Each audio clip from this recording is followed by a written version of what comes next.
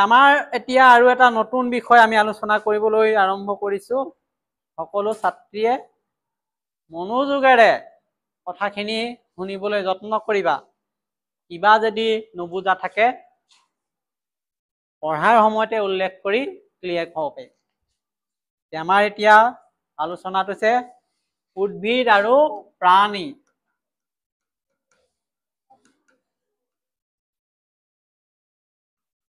এই উদ্ভিদ আৰু প্ৰাণী সাগৰীয় উদ্ভিদ আৰু প্ৰাণীৰ কথা কৈছে।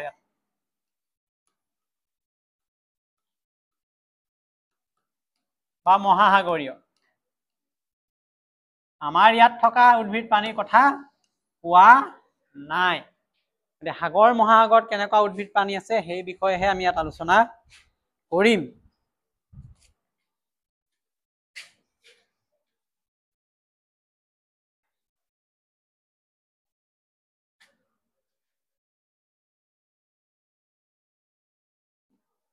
ইয়াত কি কৈছে সাগৰ মহাসাগৰত কি আছে? ইয়াত সাগৰ মহাসাগৰ এইবিলাকত চকুৰে মনিব নোৱাৰা ক্ষুদ্ৰ জীৱৰ পৰা বৃহৎ আকাৰৰ স্তন্যপায়ী প্ৰাণীলৈকে বিচিত্ৰ জীৱৰ বাসস্থান।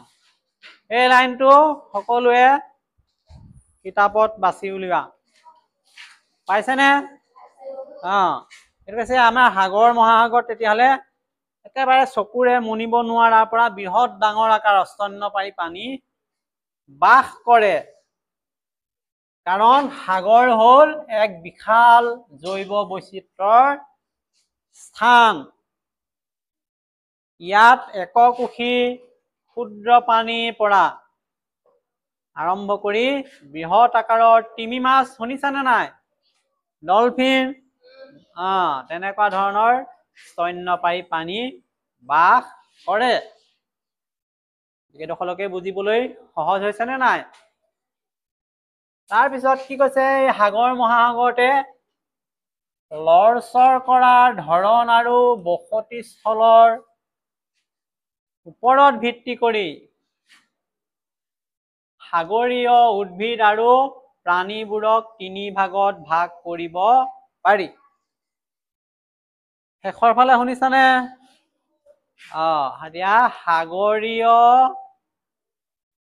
প্ৰাণী আৰু উদ্ভিদৰ ভাগ আমি এতিয়া মনত ৰাখিব লাগিব। এইকেইটা মই ধুনীয়াকে চিন দি দিছো। তিনিটা ভাগ কৰিছে সাগৰীয় উদ্ভিদ প্ৰাণীক। কিহৰ ভিত্তিত কৰিছে এইটো কৈছে। সিহঁতি লৰচৰ কৰে নে নকৰে, ক'ত থাকে তাৰ ওপৰত। তিনিটা ভাগ হ'ল। প্ৰথমটো হ'ল ১ নম্বৰ প্লেংটন বা প্লৱক, ২ নম্বৰ বেন্থোছ, ৩ নম্বৰ কি নেক্টন। পাইছানে? এতিয়া আমাৰ প্ৰশ্নটো ইয়াৰ পৰা আহিব। সাগৰীয় উদ্ভিদ প্ৰাণীক কেইটা ভাগত ভাগ কৰিছে তেতিয়াহ'লে? তিনিটা। কি কি? প্ৰথম কি ক'লো? প্লেংটন বা প্লৱক। এইবিলাক ক্ষুদ্ৰ জীৱ, ভাহি থাকে, ওপঙি থাকে। ২ নম্বৰ কি? বেন্থোছ, তলত থাকে সাগৰৰ বা অগভীৰত পৰি থকা উদ্ভিদ প্ৰাণী। ৩ নম্বৰটো কি? নেক্টন। এইবিলাকে আকৌ পানীত সাঁতুৰি ফুৰিব পাৰে। ইমান প্ৰতিটোৰে বিষয়ে এতিয়া আমি চাওঁ। প্ৰথম কি কৈছে? প্লৱকবোৰে, প্লেংটন, প্লৱকবোৰে কি কৰে? নিজে লৰচৰ কৰিব নোৱাৰে। পানীৰ সোঁতৰ লগে লগে ইহঁতে উঠি ভাহি ফুৰে। এইবিলাকৰ বৈশিষ্ট্য লিখিব লাগিব। প্লৱকবোৰে নিজে কৈছে লৰচৰ কৰিব নোৱাৰে বোলে। পানীয়ে থাকিলে পানী যোনফালে আহে সেইফালে গুচি যায় গোটেই। বা প্লেংটন বা প্লৱক একেই। গতিকে প্লেংটন সকল পানীৰ গতিৰ ওপৰতে নিৰ্ভৰশীল। ইহঁতে সাঁতুৰিব নোৱাৰে। কেৱল কি কৰিব পাৰে? পানীৰ সোঁতৰ লগত ওপঙি ভাহি ফুৰে। মনত থাকিবনে কথাটো? প্লেংটন প্লৱকৰ বৈশিষ্ট্য। আকৌ কৈছে প্লৱকবোৰৰ বেছিভাগেই এককোষী আৰু চকুৰে মনিব নোৱাৰা বিধৰ। প্লৱক বা প্লেংটকৰ বৈশিষ্ট্য লিখা বুলি ক'লে এই দুটা বৈশিষ্ট্য আমি পাই গলো।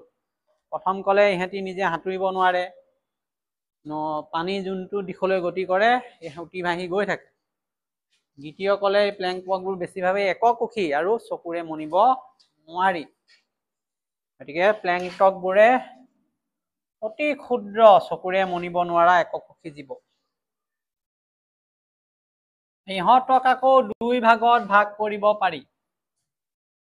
প্লৱক প্লেংটকৰ ভাগ কেইটা তেতিয়াহ'লে আকৌ দুটা। এক নম্বৰ উদ্ভিদ প্লৱক, কিছুমান উদ্ভিদ আছে। 2 নম্বৰ প্ৰাণী প্লৱক।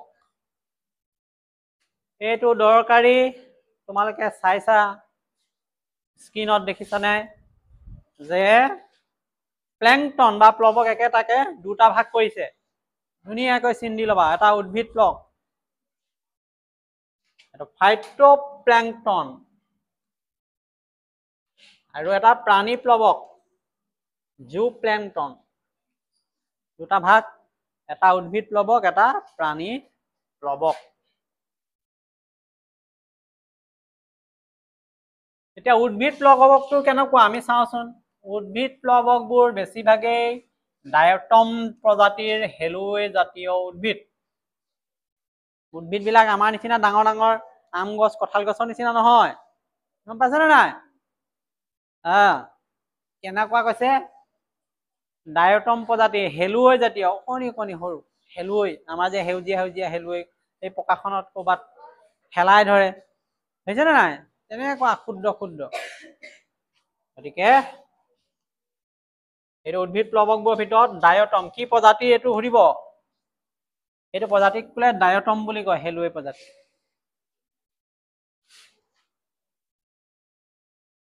এইবিলাকেই প্ৰধান। এই যে আমি ডায়টম বুলি কৈ আছো, মাছ আৰু আন আন বহুতো সাগৰীয় প্ৰাণীৰ প্ৰধান আহাৰ। এইটো এটা গুৰুত্বপূৰ্ণ কথা। ডায়টম কি? ডায়টম হৈছে ক্ষুদ্ৰ হেলুৱৈ জাতীয় উদ্ভিদ। সাগৰত যিটো উদ্ভিদ প্লৱক আছে, ইহঁত মাছ আৰু আন আন বহুতো সাগৰীয় প্ৰাণীৰ কাৰণে প্ৰধান আহাৰ হিচাপে কাম কৰে। গতিকে ডায়টমবোৰেই সাগৰৰ প্ৰধান খাদ্য শৃংখল গঠন কৰে, মাছ আৰু বহুত প্ৰাণীৰ প্ৰধান আহাৰ।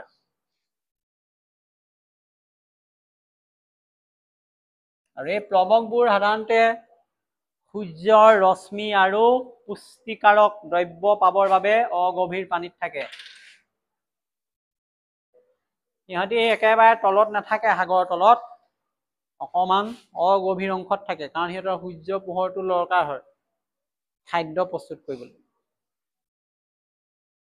প্লৱকবোৰ তেতিয়াহ'লে সালোক সংশ্লেষণৰ বাবে সূৰ্যৰ ৰশ্মি সিহঁতক প্ৰয়োজন হয়, সেয়েহে সিহঁত অগভীৰ পানীত থাকে। এইটো সুধিব যে